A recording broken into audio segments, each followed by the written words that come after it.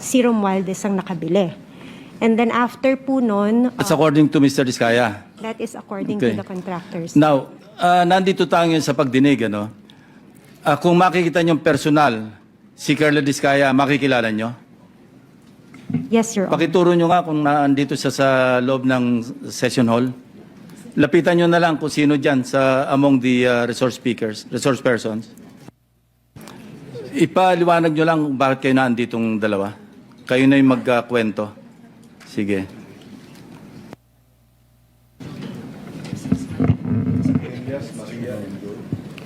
Good afternoon po.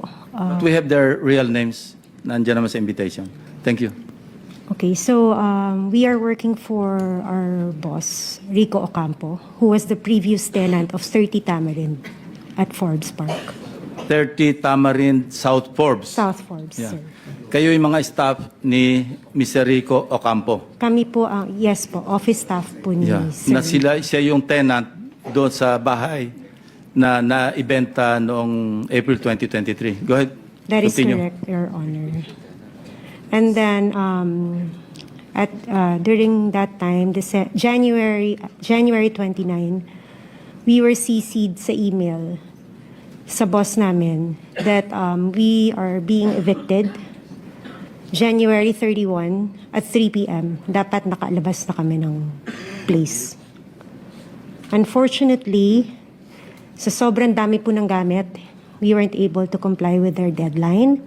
So we have asked TJ Conti, who is the broker from Turnkey Properties. Nakipag-coordinate po kami to have an extension.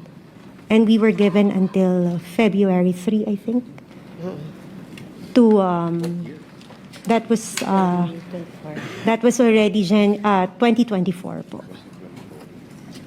And eventually you were evicted. And who informed you that you were being evicted? We were informed by our boss po. It was parang email po ng law firm. And then sinisi po kami ng boss namin for us to be aware that we have to leave the place by January 31, 2024 at 3 p.m. Yeah, I was able to talk to your boss, si Mr. Rico Ocampo. And he made mention na meron kayong nakaharap nung you were forcibly being pushed out of the residence. Nabanggit niya si Carla Diskaya. Would you confirm that? That was February 1 po. Yeah. TJ Conti, he introduced us to the contractor, but he didn't mention the name. Yeah.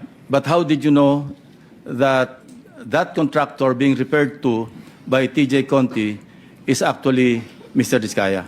Well, actually, sir, we already mentioned to our boss nung lumabas yung mukha po ni Mr. Diskaya. Nasabi ko, kamukha Saan lumabas ang sa mukha? TV po, when the flood control project is being brought up na. During the hearings? Yes, during the hearings. Okay, so sabi so- ko sa boss ko, sorry Yeah. about that. Sabi ko po sa boss ko, tsaka sa colleague ko, tingnan nyo nga, ma'am, tingnan mo pong maigi itong mukha na to. Hindi ba ito yung contractor na pinakilala sa atin ni TJ Conti? And then we both agreed na siya nga. And he was physically there. He was physically there. How long did you talk to Mr. Diskaya? It's less than 5 minutes po, pero kasi natandaan namin siya because he was the one manning the people na sinabihan pa na tulungan kami para mapabilis yung pag-move out namin. Kindly narrate the conversation that took place between you and Mr. Diskaya at that point in time. Okay. During February 1 po, it was just a short introduction by TJ Conti. He mentioned that he is the contractor. And then February 2, medyo nagtagal po kasi nakiusap na nga kami na we really cannot matanggal lahat ng mga gamit dahil sa sobrang dami. And he also mentioned to us na contractor ako dito Meron din kaming deadline. And then we both asked, baka pwede po namin pakiusapan yung may-ari, yung bagong nakabili ng bahay. And then he also mentioned that si Romualdez ang nakabili.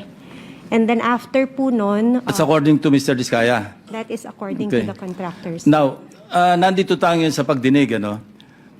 Kung makikita niyo personal, si Carla Diskaya, makikilala niyo? Yes, Your Honor. Pakituro niyo nga kung nandito siya sa loob ng session hall. Lapitan niyo na lang kung sino dyan sa among the resource persons. Hindi, lapitan mo na lang at hawakan mo na lang sa balikat, hindi magagalit yan. Your Honor, Excuse pwede me, po bang... you'll be recognized later. Okay. No? Tuloy lang natin itong proceeding muna. Sige, miss. Pareho kayo, ina-identify nyo na siya mismo yung kaharap ninyo na sinasabing ang may-ari ng bahay, si Speaker Romualdez, at kailangang umalis na kayo? Kindly answer, use the microphone. Tama po, Your Honor. Tama po, sir. So maski ngayon, sa susunod na panahon, sa ibang pagkakataon, ganyan pa rin ang inyong magiging statement. Correct, Your Honor. O ngayon, Carly, it's your turn. Your Honor, okay lang po ba tanggalin nila yung face mask nila? Kasi sa totoo lang po, talagang hindi ko sila naaalala kahit sa panaginip ko na nanaginip ako ng It's not for you to bangungot. identify them, it's for them to identify you. No? Your Honor, wala po kasi ang maalalang transaction Well, at saka that's your nakapas. option to deny. What we're establishing here is the fact that there are two witnesses present here under oath na sinasabing nagpunta ka doon at nine-name drop mo, totoo man o hindi, si Speaker Romualdez na siya nagmamay-ari, bagong may-ari noong number 30 Tamarin Street sa South Forbes. Yun lang naman eh. It's not for you to be able to, hindi naman ikaw ang witness against them eh. I don't know if I'm correct. Secretary Bida, kindly help me out, or Dong, PG Dong. Tama ba yon? Wala siyang karapatan na i-identify yung nagturo sa kanya? Opo.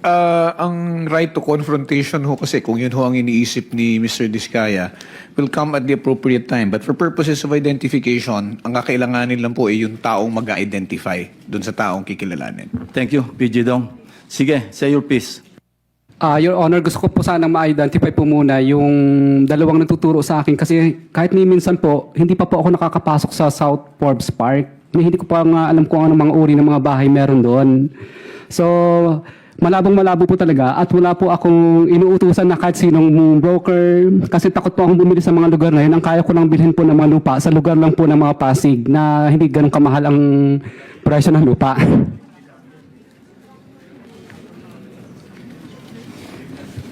Hindi ko naman sasabing bumili ka eh. Hindi naman yan sinasabi, ikaw ang bumili. Anyway, that's it, ano?